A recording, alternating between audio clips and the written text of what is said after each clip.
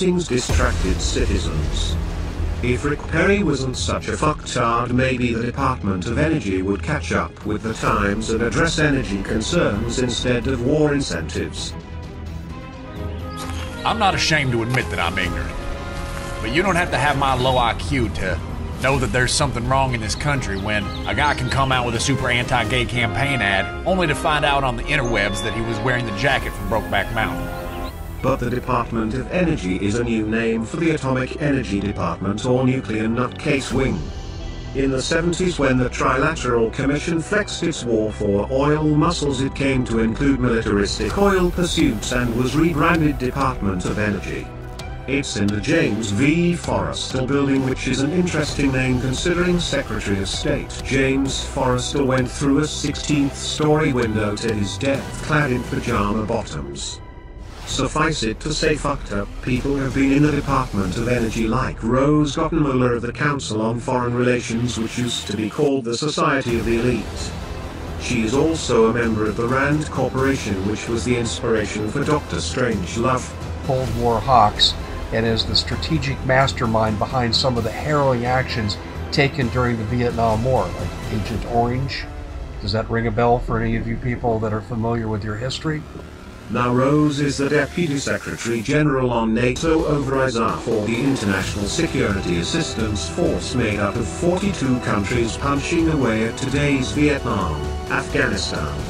Including supporting Afghan Special Forces, building up the Afghan Air Force, and strengthening command and control.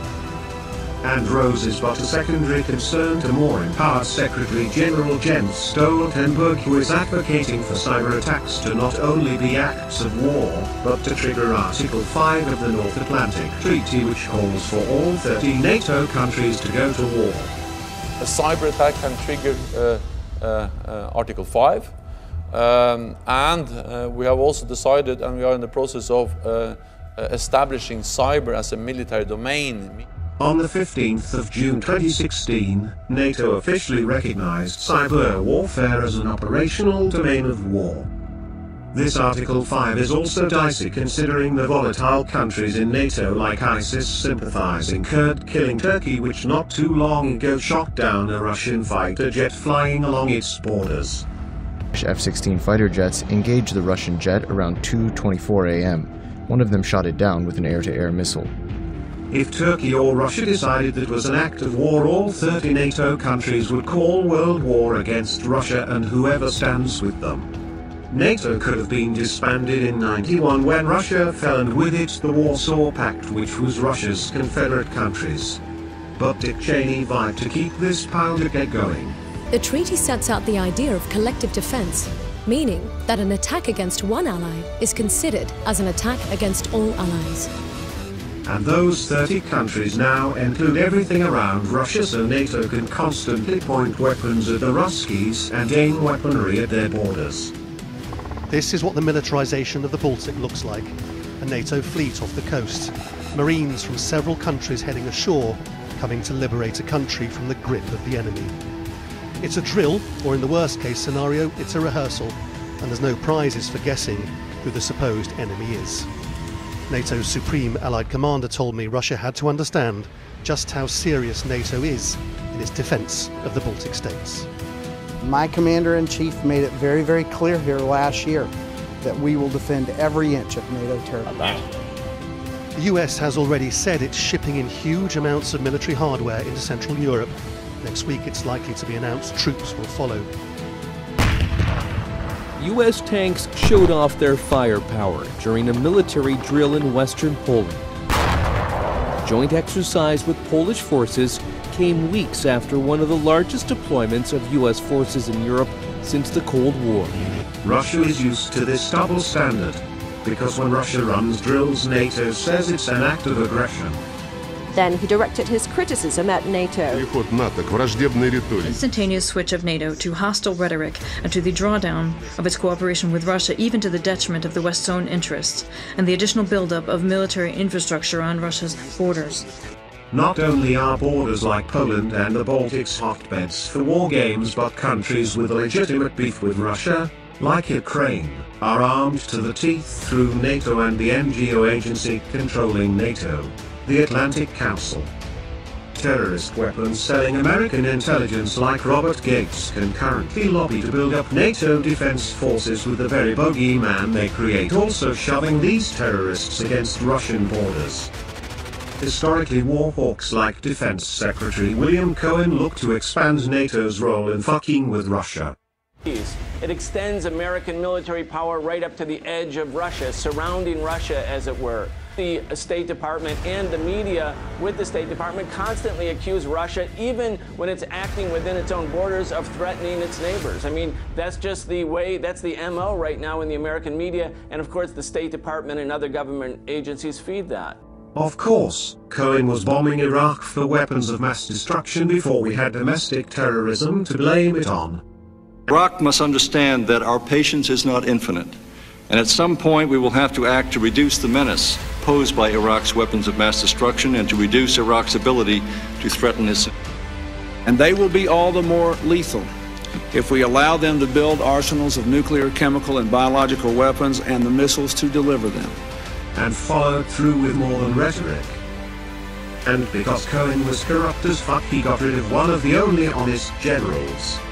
Cohen fired General Wesley Clark from his role as NATO's Supreme Allied Commander. It's a memo that describes how we're going to take out 7 countries in 5 years, starting with Iraq and then Syria, Lebanon, Libya, Somalia, Sudan, and finishing off Iran. It should be no surprise that William Cohen was part of the Central Steering Committee for the Council on Foreign Relations and the Buildup group, aka the dreaded Trilateral Commission, as well as warhawk think tanks like the Brookings Institution, the Center for Strategic and International Studies, and the Council on Foreign Relations. Placing the entire planet under the control of an elite group of bankers, businessmen, and aristocrats. You may recognize the names of these leaders: the Morgans, the Rockefellers, the Rothschilds, and the Warburgs, among others. Cohen is also a member of the Atlantic Council, a military-industrial complex marketing arm that controls NATO, and chair of his own Cohen Group, which gets the most ridiculous military contracts past Congress through bribes. The Cohen Group particularly lobbies for General Dynamic that gives us those $1 million Tomahawk missiles to lob at false flags. Launch of Tomahawk cruise missiles tonight. We're told over 50 of them in a single volley hitting targets on the ground in Syria.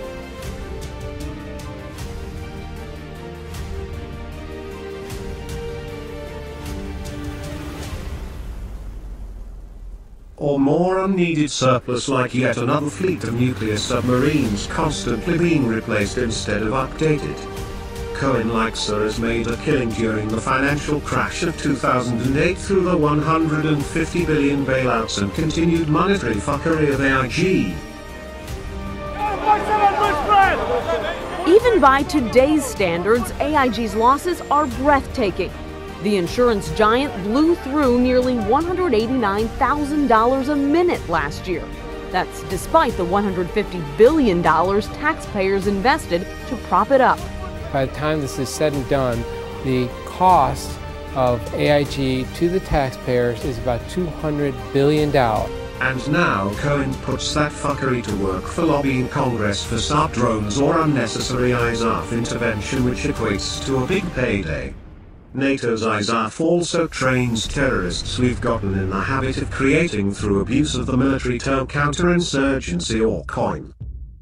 The report did find that it was effective in causing the deaths of tens of thousands of innocent civilians and scarring countries permanently, creating years and decades and generations of dysfunction.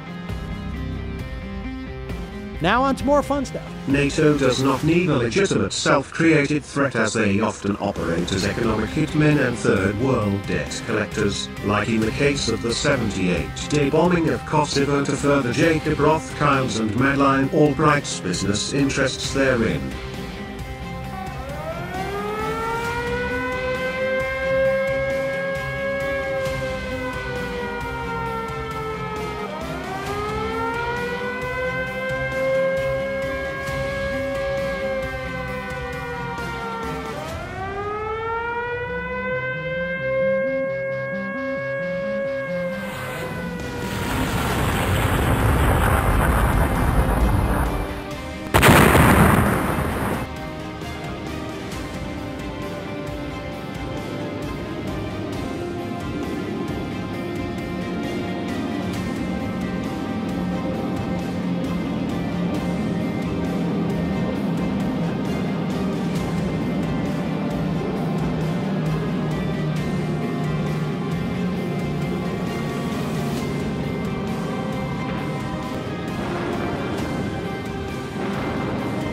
Defense Secretary William Cohen of course gave his go-ahead for the corporate bombing.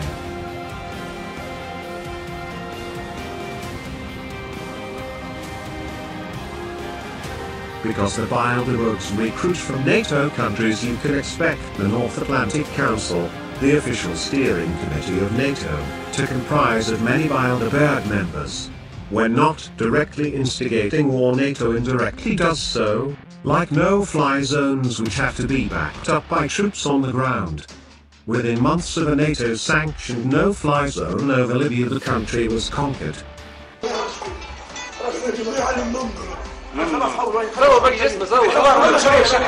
Jens Stoltenberg is particularly war-hungry, denouncing all plans to limit nuclear weapons already capable of destroying the world many times over.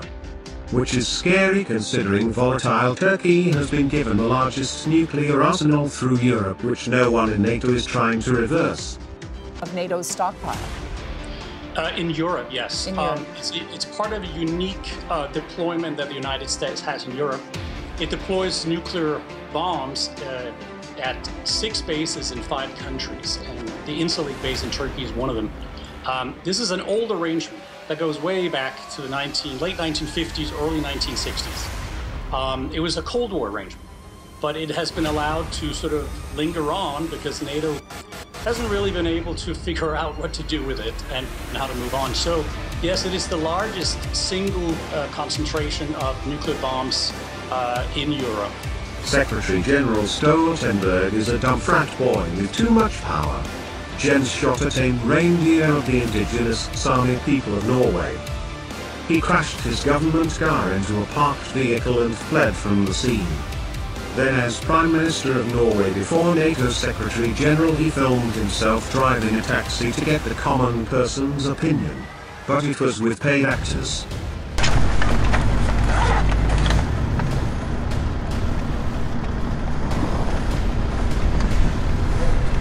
He also ran Gavi, or the Global Alliance for Vaccines and Immunization, which acts as arms of the Gates Foundation, which peddles its own investments while restricting administering medical staff from disclosing sometimes extreme side effects.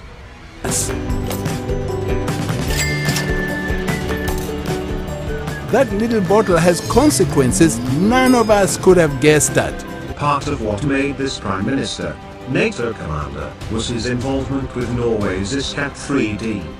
These superstations for controlling the ionosphere make HARP look like a wet book of matches.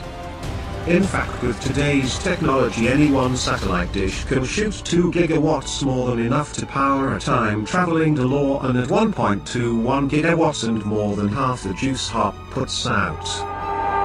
We are sending radio waves to the upper atmosphere near space in the scale of 2 million watts of radio power. They have 5 stations at 100 gigawatts that form together to put out an insane level of concentrated power. And they lay out a magnanimous plethora of supercharged antennae. Through combining scalar waves at varied positions, any manner of mirrors or lenses can be created in the atmosphere to strengthen environmental manipulation. The results of which are many strange altered sky sightings.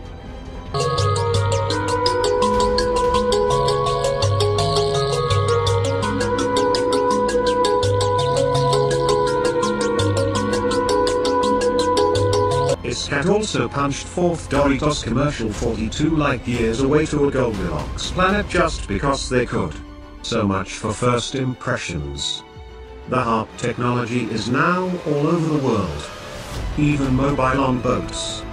Intersecting scalar waves always about 10 kilometers depth can and have created earthquakes.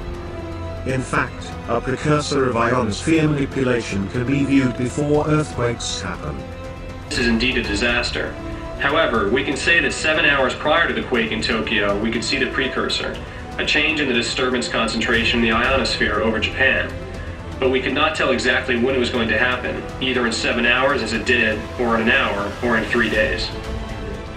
If we take a look at the microwave imaging, the scattered waves around normal earthquakes are not present at Japan, but rather artificial concentric rings. These upper atmospheric disturbances are aligned well with the ocean phenomena, implied that they're causally related. Then if you look at the sky with your naked eye, the clouds before the quake make a choppy pattern vibrated by artificial frequency.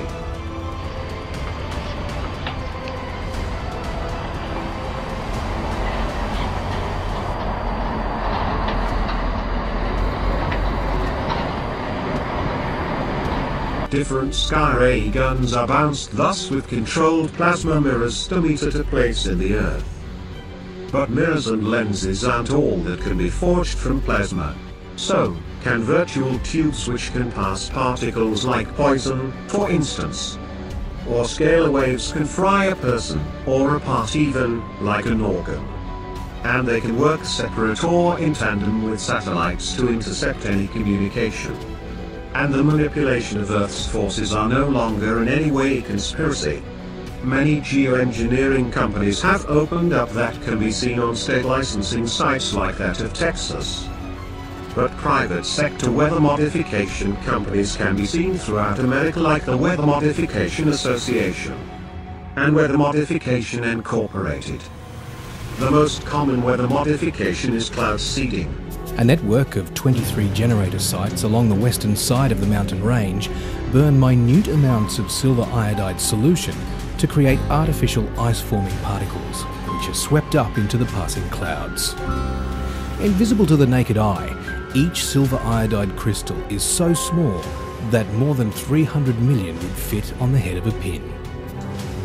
The targeted clouds contain enormous volumes of supercooled liquid water droplets, and when they come in contact with a silver iodide crystal, they freeze onto it, and a tiny snowflake begins to form.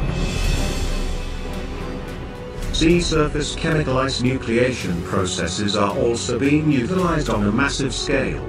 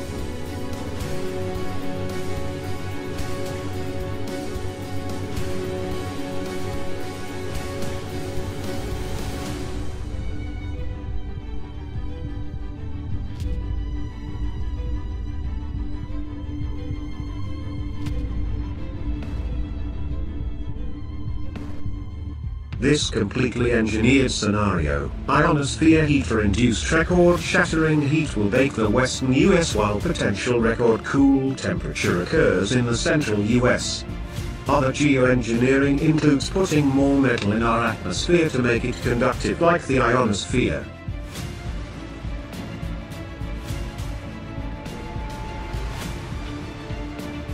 Aircraft making a condensation trail is very similar in many ways to when you go outside on a cold day and exhale. You create a condensation trail. That little cloud is a condensation trail. Now, if you take a 2-mile walk on a cold day and you can turn around and you can see your condensation trail tracking all the way back for 2 miles. That's how crazy it is to think that what we're looking in the sky is actually condensation trails. The contrails, not the chemical, the contrails occur because of cold air, minus 30. It takes a high altitude, around 30,000 feet plus. There's carbon dioxide and water vapor in that exhaust. That turns to ice crystals, and that's what you see, the white stream behind it. Those white crystals of ice warm up, dissolve, and the smoke goes away. And it never lasts more than a minute. What we're seeing now, and I first could not believe it, and I started looking at the skies, and these are not normal, they're not natural. There's something going on, I don't know who it is or why they're doing it.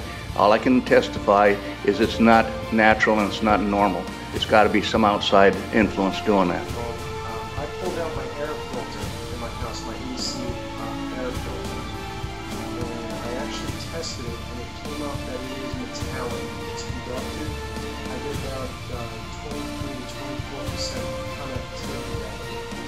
We invite you to pursue the wiki links included in our docs where global intelligence discuss our current earthquake guns and how much better they were than the initial ones used in the 70s. Each of these bases has quite a reach angling off the boiled bubbles in the ionosphere to bump their signal. But one might wonder at the sanity of boiling the ionospheres at 200,000 degrees while we concern ourselves with carbon raising the atmosphere a single degree. On the surface here about raising temperatures even 1°C, yet they're off up there in space blasting off at 179,000 Fahrenheit. But don't worry, we got it covered on the ground. There has been rapid disappearance of our ice caps with the advent of the technical age.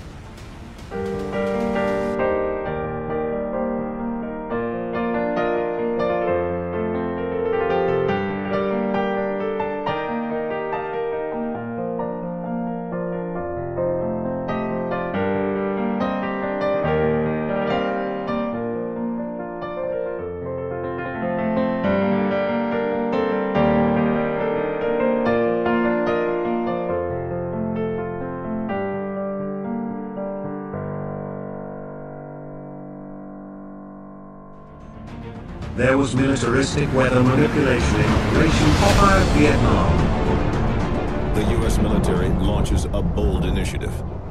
Operation Popeye was a weather manipulation program during the Vietnam War. What they wanted to do was seed clouds or create clouds to then cause a torrential downpour on troops on the battlefield. The goal? Increase rainfall and deny the North Vietnamese access to their supply routes. And they did. They extended a monsoon season by 30 days. Officially, the aircraft and their crews were part of normal weather recon operations. But in reality, something far more sinister was going on. There were tidal wave bombs that go back to 1947.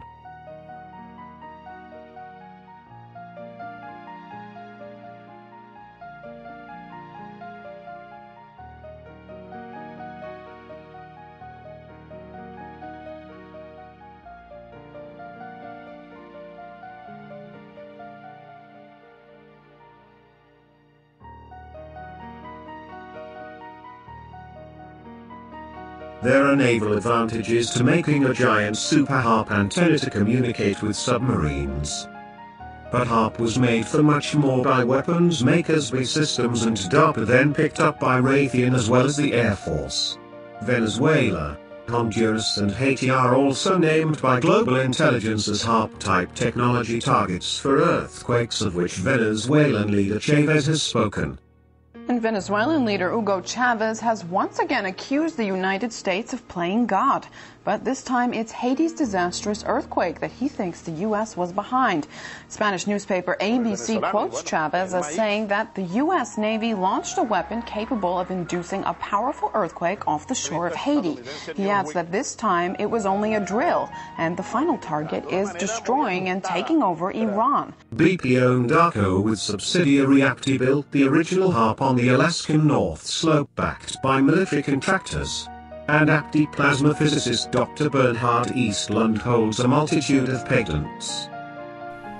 Patent number 4686605 claims the following uses: cause total disruption of all forms of communications over a very large portion of the Earth, missile or aircraft destruction, deflection, or confusion, weather modification, by altering solar absorption, also altering composition of the atmosphere. This patent was classified by the Navy under National Security Order in 1987, but other public patents exist for purposes of power beaming systems, artificial ionospheric mirror composed of a plasma layer, creation of artificial ionizing clouds above the Earth, defense system for discriminating between objects in space, nuclear-sized explosions without radiation. Which he says and clearly is HARP, though the government actively denies and misinforms. As we have stated, George Soros is a mastermind of disaster capitalism, and behind the Deepwater Horizon that Goldman Sachs and the BP CEO had foreknowledge of to dump their stocks using the sort of naked short-selling fuckery that makes people rich off a company's failure. But taken in effect, BP was also behind HARP. One might consider the Gulf oil spill an audition for disaster capitalism before enacting what would appear to be acts of God. There was an argument by Rational Wiki that 3.6 gigawatts of HARP is not enough to heat sufficient ocean for hurricanes. First of all, there is a lot more worldwide power than that, but Franduchino also proved mathematically that with the right wave manipulation that boiling oceans was entirely possible. Nor is HARP limited to its 3.6 gigawatts, as they are positioned in such a way as to harness electromagnetism of the Earth and Schumann resonance. The main idea behind HARP is the ability to direct electrons along the naturally occurring magnetic field lines of the Earth and accelerate them to near the speed of light, to form a protective shell of highly excited particles that not only block communications worldwide, but destroy missiles in their trajectory as they descend from space. Yet such fuckery could flip the poles.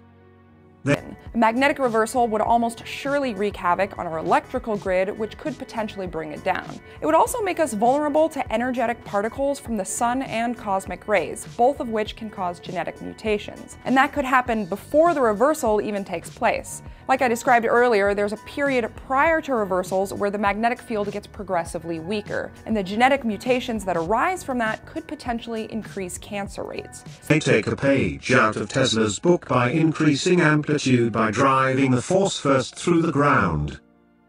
The antenna has a transmitter and a receiver. When the signals are returned to the antenna, we record a two-way travel time and the amplitude of the signal. Ground-penetrating radar, GPR, is also a good way to find oil and make earthquakes. In 1987, we arrived in Roseburg, Oregon to use our ELF technology to search for oil and gas. Setting up that day, we had a little bit different results than we expected, because the instant that we energized it, there was between a 4 and 4.5 on the Richter scale earthquake. Which is a little easier to cover up than nuclear explosions, which leads to unfortunate political situations like bombing interfering Greenpeace ships. A former French Secret Service agent has admitted planting the bombs which blew up a Greenpeace ship more than 30 years ago in New Zealand. A team of 13 French agents was sent to sink the Rainbow Warrior, most trained at this combat dive academy in France. Some 30 years after sinking the Rainbow Warrior off the coast of New Zealand, that country is brought to fuckery again with an artificial earthquake shortly after the arrival of warships. And the New Zealand skies looked a hella weird when the earthquake came.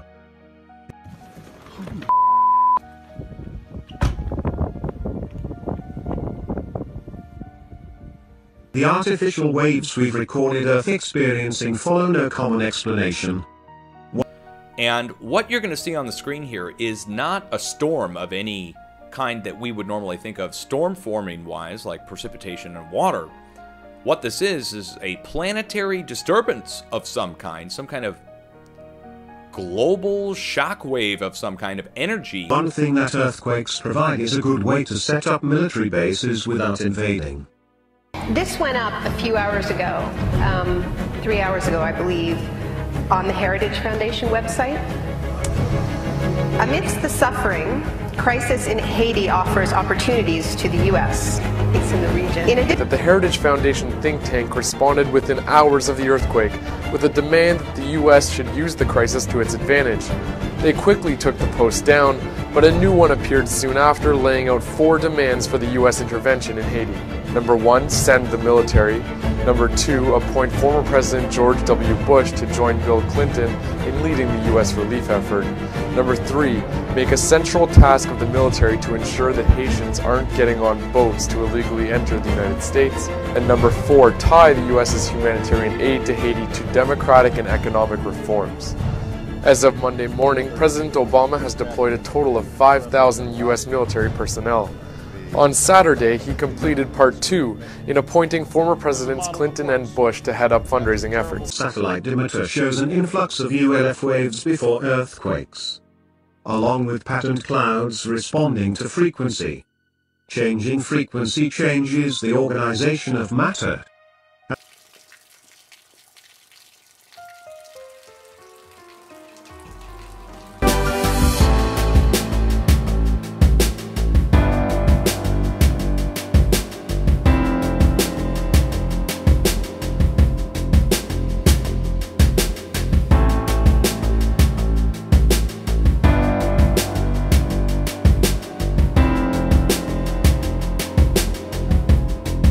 And when one considers that these super transmitters can operate at the well-researched brain frequencies of varied emotions to which sinister patents for manipulations thereof have been created, then tinfoil hat, or maybe a copper Faraday version, look a little less stupid. Frightening considering HARP-type technology doesn't come via transpersonal psychologists consumed with well-being but martial minds consumed with tactics. By punching a hole through the ionosphere to superheat an area 30 kilometers in diameter into a plasma shield. Any missile or aircraft would be destroyed that tried to fly through the plasma, which is the fourth state of matter. Again, HARP is the wrong term because similar ionosphere-altering technology is so much more powerful. Meaning they can publicly face HARP for reasonable research while their subversive technology is so much better run from other bases. The new EISCAT 3D is going to be 100 billion watts. HARP, 5 billion watts. EISCAT 3D, 100 billion watts, gigawatt. Harnessing the Earth's polar force is one of several ELF wave transmitters located all over the globe. The United States owns and operates 3 of them. One in Gacona, Alaska, another in Fairbanks, Alaska, and one in Arecibo, Puerto Rico. Russia has one in Vasilursky near Nizhny Novgorod, and the European Union has one near Tromsø in Norway. Working in tandem, these transmitters could potentially alter the weather anywhere in the world. Admittedly to rule the world from the ionosphere. Moving on to other ways of managing the ionosphere, which the HARP was really designed to do, was to inject energy into the ionosphere, be able to actually control it. Dig further into the docs on the included past link. Get a better understanding of Nato and ISCAT so you can be the resistance. We will not forgive. We will not forget. Expect us. You are a slave now. Like everyone else, you were born into bondage, born into a prison that you cannot smell.